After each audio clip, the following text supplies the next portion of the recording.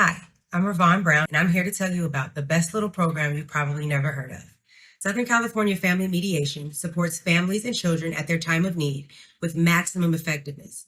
Of all the organizations helping families through the juvenile court process, only Southern California Family Mediation has kept thousands of young parents and children from returning to the system since 2014.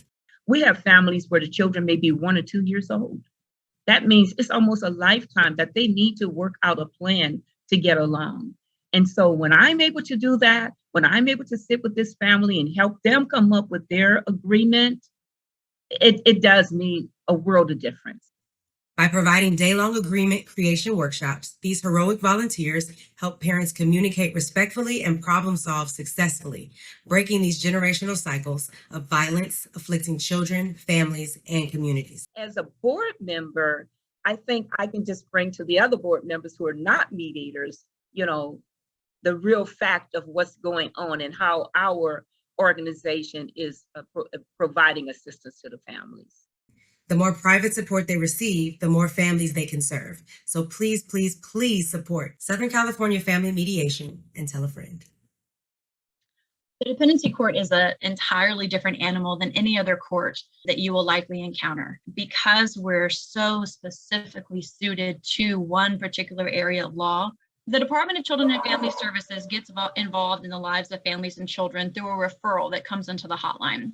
And if the court determines that any of the allegations are true, then they'll order some services for the family. We call it family reunification services. And these are not bad parents. A lot of them are loving parents, arguing in front of the children, fighting in front of the children. The parents feel that they're not harming their child or the children, but in fact they are.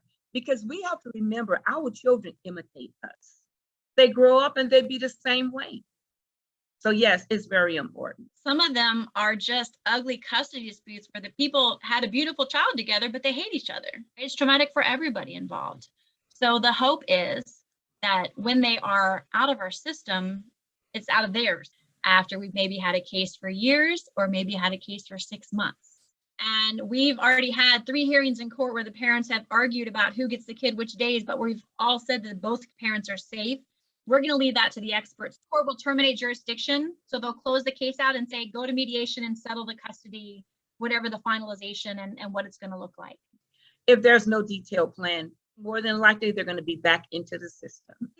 It's not something that just helps the parents and help the community. Overall, it helps our society as a whole. And I love to see that. The courts love to see that. And that really pushes the case along a little bit faster in terms of that you see the difference.